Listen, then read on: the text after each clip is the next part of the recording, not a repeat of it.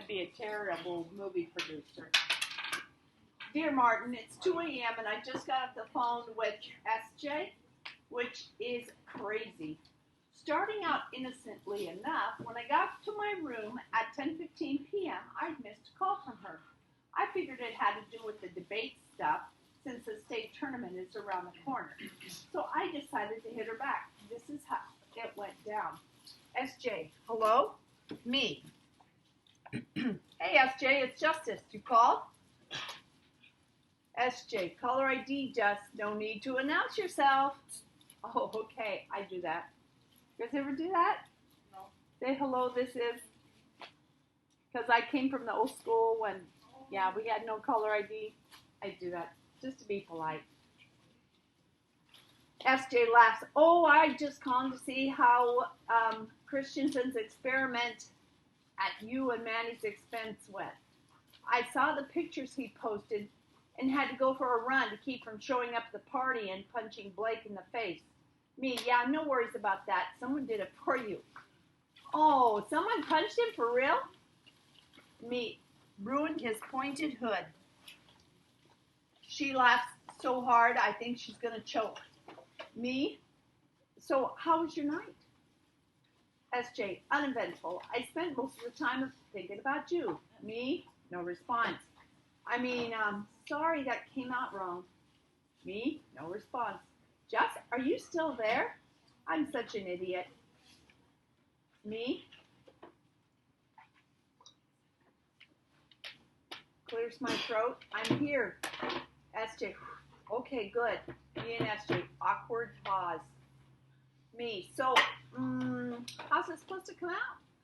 Well, I meant because of the costumes. Like, I saw the pictures and wondered how things went on the party. You don't believe me, do you? Me, why wouldn't I? Even though in my head I was like, nah, I don't believe you, girl. SJ laughs. I certainly wouldn't believe me.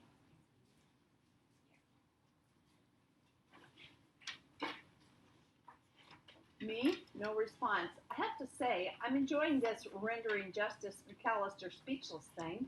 Maybe I should say this kind of stuff more often. So you think she's got a crush on him? Something like that, right? Okay. Me, oh, be quiet. I don't even like to say shut up. That's not nice. Just not a person who uses those mean words. It's hard. Same here. You that way too? Yeah, I just don't do that. I'm so glad. So I'm taking the liberty not to say those nasty words. Okay. So how are you anyway? What do you mean? I'm sure the whole party was awkward, no? Well, that's one way to put it, I guess. No clue why, but I tell SJ every detail about the party.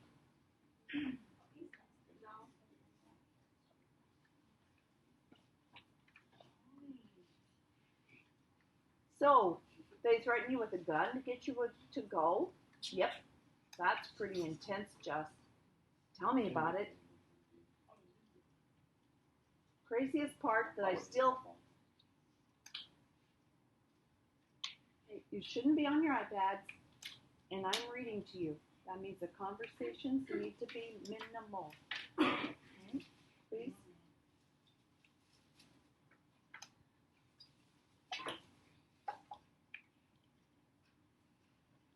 Craziest part is I still feel weird about leaving. You do? Why? Well, either way it went, I was saying something, you know? Staying would have been a statement of solidarity with these guys I grew up with and who look like me. Leaving was a different statement. And the fact that I chose to do it with a white guy who's dressed like a Klansman, well, I see what you mean. Yeah, these were dudes who used to call me white boy because they were shooting dice for pennies at recess while they were shooting dice. Oh, I see. They were calling him white boy because while they were shooting dice for pennies at recess, I was reading a book. I know there's no excuse for the idea that we're all the same kind, as that cop Castillo put it. But the moment I saw that gun sticking out of dude's waistband, I felt this flare of pain around my wrists.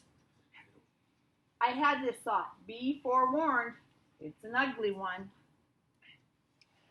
It's people like Trey and the boys that have cops thinking all black dudes are up to no good. SJ, I'm so sorry, Jess. Me, don't apologize. S, it's not your fault. It never made sense to me. Why try to do something with myself made me kind of race traitor to these guys. Oh, okay. Me, why trying to do something with myself made me some kind of race traitor to these guys. But some of the stuff Trey said tonight really got to me. Really? Yeah. He said me and Manny were chilling with Jared and them because we needed the white man for the ride to the top. And while I could debate until I'm blue in the face, didn't we prove it by leaving with Jared and them? I guess that's one way to look at it. Me, what if Trey was right? What if, no matter what I do, the only thing white people will ever see me as the N-word? So glad I caught myself, Martin. Me, yeah. Jared's always talking about how equal things are, but that doesn't mean he sees me as one. SJ silence. Me, it's a conundrum. You know what a conundrum is? Yeah. What's a conundrum? Like a... Nope. It sounds like it, doesn't it? A situation? A situation that... Like complicated? Complicated and unsolvable. That's when you use it. Now, there are some things we can't fix. And they're usually called conundrums. But then they, get out of that box as soon as you do find a way. But the fact you acknowledge there are some things that can't be fixed. There's a lot of them in teaching, conundrums, that we can't sprinkle dust on it if to go away. Some things just exist. Okay. So I like that word. It's kind of fun to say, conundrum. White people hold most positions of authority in the country. How do I deal with the fact that I do need them to get ahead without feeling like I'm turning back on my own people? Sure hope that's rhetorical, Jess. I certainly can't give you an answer. Me laughs. We shifted gears a little bit after that. When I checked the clock, it had been 3 hours. When we landed on the topic of Jewish involvement in the civil rights movement, I wound up telling her about be like Martin experiment. She said she was both impressed and intrigued. That's when it hit me who I was talking to, and I said I needed to go to bed. Before we hung up, though, she said something I don't think I'll ever forget. Hey, Jess. Me? Yeah? I want to apologize. Me? For what? For stepping out of line in class a while back. Me? No response. SJ, I know it's been over a month, but after talking to you tonight, well, just wasn't my place to speak for you. I'm really, really sorry. Hearing her apologize after Blake didn't. Supposed to be a question, sorry. It got me, Martin. Now I can't get her out of my head. Which really isn't good. Don't get me wrong, SJ is great. We've been a debate partner since I joined the team 2 years ago. Only person at that school who knows more about me than she does is Manny. Yeah, she's gorgeous for a white girl. She's tall with long brown hair and, while not a big booty Betty. I've never heard that. Big booty. Way to describe someone. The lacrosse body is tight. Yeah, she's smart and funny and easy to talk to and kind of feisty. Which, now that I'm seeing her in this new light, is kind of cool. But, Martin, I can't fall for SJ. My whole life, Mom has told me, don't you bring home a white girl. We've been talking about a woman who low-key disses Mayo for looking white. Can you imagine what kind of reaction I'd get if it were SJ? Mayo and I broke up again, by the way. Right now, I feel guilty for even talking to SJ, especially about race stuff. What does that say about me when I'm willingly left to party with a bunch of idiots, but the white person who does treat me like an equal is the one I most want to run away from right now. I can't believe I told SJ all that stuff. I mean, she's cool and really, but I'm shaking my head right now. You are the man, Martin, the man. And I want to be like you. Intergroup and interpersonal living, I really do want that. I'm just not sure if I can pull it off anymore. I'm going to bed. Justice can't believe it.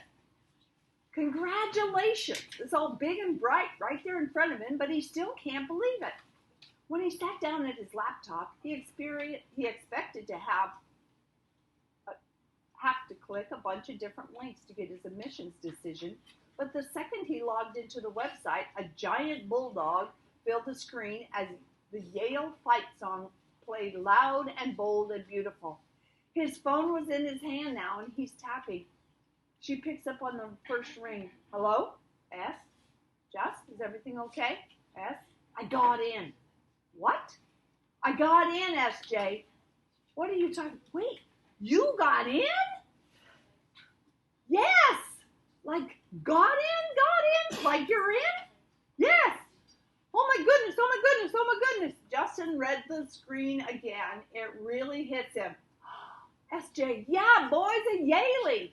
Oh my goodness, I can't even believe it. Justice drops his head back and closes his eyes. All the bad stuff that happened in the past few months falls away. After a pause, he hears, Mom, Dad, Jess is going to Yale. And then, wow, congratulations, Justice, from SJ's mom, and attaboy, Justmeister, from SJ's dad, who's been calling him that since the first time he showed up at SJ's house to work on debate stuff. Justice, this is the best Hanukkah present ever.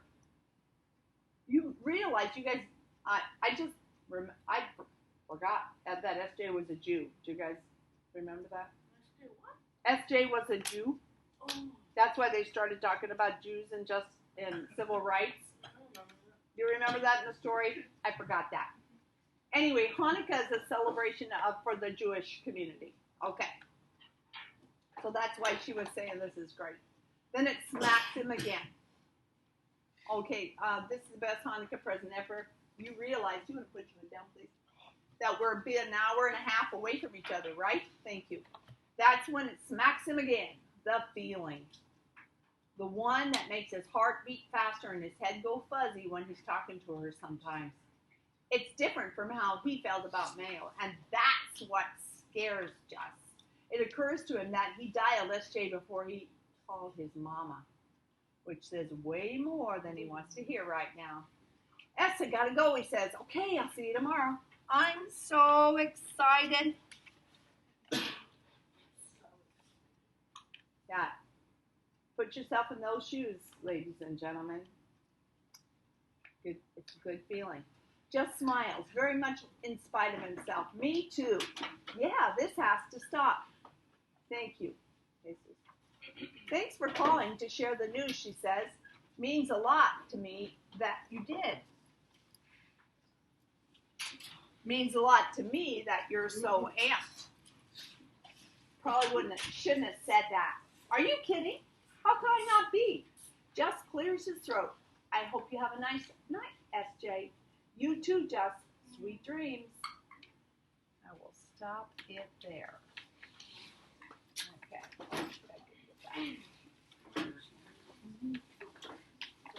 Okay.